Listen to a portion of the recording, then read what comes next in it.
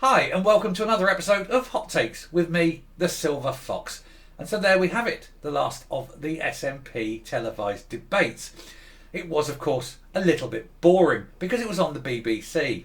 And that's everything about the BBC, isn't it? It's smug, it's supercilious, and it's always a little bit boring.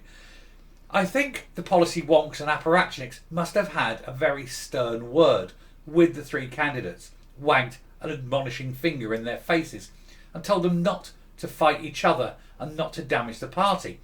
But even then, they couldn't do it. They still, of course, attacked each other, attacked their records, that sort of thing, but not with the strength that we've previously come to expect. It was kind of slightly muted. But then, it's the last chance saloon for them. They didn't really have anywhere else to go.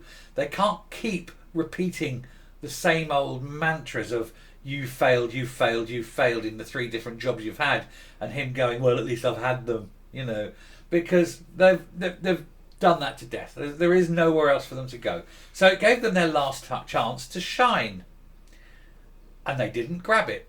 Well, we're not surprised. What was different was, of course, this was the one that had the general public in there. Now, it's very weird because it isn't the public that will be voting for leader. It will be the SNP, the members, and I thought it would have been the members that they've invited. After all, they're the ones who have the final say on this. But then I thought about it, and I thought, actually, no, it is better to have the public in there, because a lot of people won't necessarily know what any of these people stand for, who they are, what they are. And let's get that out there and make it a shining beacon of mediocrity that is the SNP candidates for their race for leader. And I think generally the general public kind of come to the same conclusion, that all three of them, well, they're a pretty unpleasant, mediocre, miserable bunch. Nobody really stood out last night. There was a couple of good lines, but nothing that sort of made you go, yeah, I'll vote for him or I'll vote for her. It was all same old, and that's what you come to expect. And whoever gets in, that's what it's going to be for the next few years. Same old, same old. But we'll take a look at this article and we'll see what's going on, what was said, and see if anyone is rising from the murk of mediocrity to be the glittery turd that takes the first prize. Here goes. So, independence within 5 years, ditching the pound and King Charles. The SNP rivals set out extreme plans for the future as they wash the party's dirty laundry in public in another bad-tempered leadership debate. Yes, but to be fair, it wasn't as bad-tempered as we've come to see. But it was still somewhat of a car crash. It was still, they're slagging each other off and doing each other down, which is all good because it means that they're highlighting the weaknesses of whoever wins. Whoever wins this debate, whoever wins this leadership contest, will be starting from scratch as leader, but with all their failures laid bare before the nation, before the world even. And so they're already starting their job in a weakened state. And I don't actually have a problem with that. And I'm sure most people in Scotland don't have a problem with that.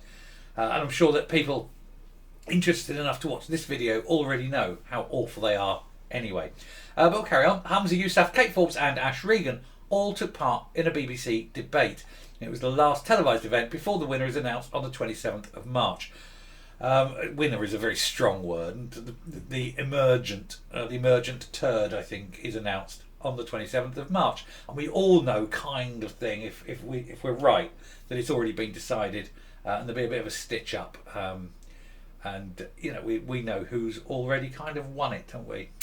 We also know definitely who hasn't won it. Anyway, the three SNP politicians vying to be Scotland's new leader last night doubled down on their extreme plans for the country's future in another brutal televised bun fight. Hamza Yousaf, Kate Forbes and Ash Regan all told the BBC debate they believe Scotland could be independent within 5 years. So we now have confirmation that all three of them are delusional. In a wide-ranging debate, the last televised event before the winner is announced on March 27th, they all agreed the country could leave the UK by 2028. Could, yeah, but ain't going to, because they haven't got enough time to turn around the support for independence, and they haven't even laid out their plans for their economy. They haven't laid out how they're going to change all the infrastructure, what they're going to do about things like taxation. Because the moment they become independent, Cumbernauld, the biggest tax office in Britain, will be coming south. Well, obviously Cumbernauld won't be coming south, but the tax affairs held in Cumbernauld will be coming south, because you can't have that in a foreign country. And so who's going to do all the tax jobs in Scotland? You're going to lose all that. Have you set up your new tax office yet? And have you set up your Office of Fiscal Responsibility? Have you set up your credit agencies, your international debt agencies? Have you set up all of these? Who's going to set up all your embassies? How much are the embassies going to cost to build, to staff, to run? What are you going to do about defence? What are you going to do about international travel agreements? Who's operating your passports? There's at least 10 billion to 100 billion. I mean, it's an order of magnitude, the range, that it's going to cost Scotland simply to go independent. Where's this being costed? Who's paying for it? You've got 5 million people in Scotland, 6 million at most. Are they going to find 100 billion between them? No. These people live in cloud cuckoo land. And if you start putting the taxes up to pay for it, the industry will leave. They will come south of that border as quick as you like. Anyway, he used a Monday debate on Sky News to reveal he would like to replace King Charles with an elected head of state within 5 years of independence. And he also added that he'd be keen to transition to a new Scottish currency as quickly as possible, ditching sterling. Yeah, it'd be called the euro, because because you can't run a Scottish pound. You will not have the Scottish pound. You don't have an economy capable of delivering a Scottish pound anytime within maybe 20 to 30 years after independence. And if you don't want to use the British pound, then you're stuck with either the US dollar or the euro as your contingency backup currency. Given where you are, it'll be the euro. Even if you're not a member of the EU, that will be your third party currency, which will make it very, very difficult for Scottish companies to sell into their biggest market, England. So these plans are madness, aren't they? Anyway, and he's also talking about ditching the king. I think if you had a referendum about that, there isn't a chance in hell of that happening. Anyway, Scottish Tory leader Douglas Ross said the last SNP leadership debate ended where it all began, with each candidate trying to outdo each other on an independence motion. Scotland's real priorities continue to be ignored as the SNP descends further into civil war. And he's saying what I've said all along: whoever wins, Scotland loses. Go back on my videos, I've said that loads of times. So maybe Douglas Ross must be watching my videos. Anyway, there's a picture of the three clowns. They all go independence, independence, independence. None of them are going the economy, the NHS, the drug problem, the social problems. None of them are talking about that. They're all talking about independence, central banks, self-currency, self-rule, ditching the king. None of them are talking about the things that matter. Anyway, the candidates also clashed last night over the Scottish Government's deposit return scheme, which has come under fire over its delivery in recent weeks. I could do a whole video just showing how that won't work and how everywhere it's been tried, it has failed. And I don't just mean in the few places it's been tried. I mean everywhere it's ever been put in place, it has failed because it's so easily defrauded. Ms Regan and Ms Forbes have both said they would pause the scheme, while Mr Yousaf, the Health Minister, has pledged to create an exemption for small businesses. It doesn't matter if you get an exemption, it's still going to fail. It's still going to cost the Scottish people untold millions in fraud, in losses, in a cost of running. It is absolutely the idea of a moron. The people coming up with these ideas must have the IQ of a mushroom. They look at every example of where it's failed and go, yes, but this time it'll work. No, it won't. Anyway, Ms Regan says we can't be putting too many burdens on small businesses, she said. We need to look again at this. We need to involve small businesses to come to talk to us about where it needs to be changed, get it right, and then implement it. No, what you need to do is take the plans, carefully fold them in half, then roll them into a tube, and then bend the Green Party over and pop that tube right up the backside of the Greens, which is where it came from in the first place. He said small firms such as craft breweries and gin makers should be excluded for it in the first year, but added, I can't see any point in pausing the scheme when the big boys, the Coca-Colas, the Pepsis of this world, they are already taking part in about 40 DRS schemes across the world. They love it. Coke, love it. They are making so much money out of the DRS scheme at the expense of the governments of every single country that runs them. Every DRS scheme in the world, without fail, is losing money. The boys that are winning are your Cokes and your Pepsis. They're loving it. Anyway, the Finance Secretary accused Mr Youssef of pretty desperate spin in labelling her position on the scheme to letting big businesses off the hook. It's going to make the big businesses richer at the expense of the Scottish taxpayer. But hey, you know. She says, I think it's perfectly progressive to represent small businesses because small businesses are indeed the backbone of our Scottish economy. This is not a lurch to the right. That is a pretty desperate spin, she said. Responding, Mr Youssef said, I think you're appealing to big business by letting them all off the hook in a really important scheme because climate is so important to all of us. It doesn't. You could close Scotland down tomorrow. You could give everyone in Scotland the rest of their life off to spend in bed eating pulses and porridge and not putting a fire on and freezing, and it would make zero difference. It would make zero difference to the world because China is still building 6 coal-powered stations every friggin' week because that's what they do.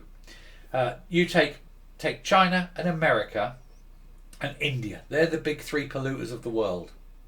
You take them out of the equation and you can save the world, but it doesn't matter what you do, it makes zero difference. Anyway, elsewhere, Mr Youssef and Miss Regan clashed over transgender prisoners. Hamza Youssef declared to the live audience that Isla Bryson, a transgender Ara of women, housed for a short time in Scotland's single female-only prison, was at it. He said, asked during the BBC SNP's leadership debate by former Minister Ash Regan about the issue, Mr Youssef said, Isla Bryson should not be in a woman's prison. That's brilliant. On the last debate, he said that he totally disagreed with J.K. Rowling's stance on transgenderism. Now, he was saying that because he thought in his tiny, stupid mind that J.K. Rowling was anti-trans. J.K. Rowling is not anti-trans. J.K. Rowling has said all along that she would stand up for the rights of trans people, that she supports them having their rights and their freedoms, and the freedoms to dress how they want, and that if they want to be called female, she would respect that. Her only stance was women's safety. Now, I've covered this in the previous video, where he goes, I totally disagree with everything that JK stands for on transgenderism. So, if he says that, then because he's doing it for the soundbite and hasn't thought through what he's saying, like I said, I've mentioned this before, but he's saying he doesn't agree with her in any respect. So she wants them to have rights. So obviously he doesn't want them to have rights. She said that they deserve respect and should be called by their preferred pronoun. So obviously he doesn't want that. So what he's actually trying to say is that he agrees transgender is all right, and that they should be treated. And transgender women are women. That's his actual stance. That's what he's saying. But now he's saying, actually, no, this is a transgender woman, but it's really a man and should be in a man's prison. Yeah. So now he comes across either as an absolute buffoon, a moron, a liar, a hypocrite, or a complete cockwomble. Or possibly all 5. Anyway, he said what we should never do, because we have a despicable individual, he's gone back to individual, like Isla Bryson, who plays the system, we shouldn't roll back the rights of 99.9% of trans women who commit no crime whatsoever. Well, you either treat people the same or you don't treat people the same. Do you not understand how the law works? You either say you are treated like this or you aren't treated like this. You can't have some people can be treated like this and other people can be treated like that, because that's actually breaking the law. The 2010 Equality Act says everyone must be treated the same. You cannot treat someone differently based on their perceived gender. You fucking moron. So either Bryson, is a woman because of the 2010 Act, and you're going to follow that to the letter, or he's a man, in which case all transgender women are men. Now you've got to make your mind up which way round it is, but I don't think you should be putting men into women's prisons. Anyway, Miss Reagan resigned from the government last year over planned gender reforms, although Mr Yousaf, a former Justice Minister, when his rival was Community Safety Minister, said he had no record of her raising an issue with the legislation before she resigned. That's because he wasn't there. He wasn't there when the debate raged on, and he didn't vote on it because his mosque told him not to vote. So he ran away very bravely and hid while the vote was on, because he didn't vote for it either. Let's be clear. She resigned on a matter of principle over it. He very cowardly ran away, and you don't want a coward as leader. Anyway, according to the former minister, she raised her concerns directly with the cabinet secretary responsible for the legislation. He is such a lying, two-faced coward. Anyway, I'm going to be done with that. I'll come up and then we will round this video off. So there we are. We have all three of them giving their final post-mortems on their career. One of them will emerge. One of them will float to the surface. One of them will be selected. And the other two will be flushed away. Because whoever gets in will not pick either of the other two as part of their cabinet. And personally, I wouldn't have any of them in a cabinet. But, you know, this is the problem you've got now. Between now and the next election, Scotland is going to have either an obsessive, a school marm, or a moron as leader. And the people choosing which of these three it will be are people who cannot see the broader issue. People who also are obsessed with independence and don't care about employment, the health the health service, social issues, the economy, transport, you name it. They are the sort of people that only see independence. And it's a very worrying trend that's being set, that you can completely destroy a country because of a single issue rather than trying to work to save it and to repair the damage that's been done. And none of these three clowns sat there last night and pushed the causes that matter to people. Nobody sat there and said about, my first priority would be getting the NHS right. No one said my first priority would be the economy. All of them said their first priority is independence. God help you, Scotland. God help you all. Anyway, I'm going to sign off now. Thank you very much for watching. If you like what you've seen here on the channel, do please hit that subscribe button. We are growing very nicely, thank you. To all those who have subscribed, my deepest thanks. If you're one of these people who watch us on a regular basis and not yet subscribed, today is absolutely the best day for you to hit that button. For everyone else, do please consider. But anyway, until next time, stay safe, stay well, prepare for the worst and hope for the best. And goodbye.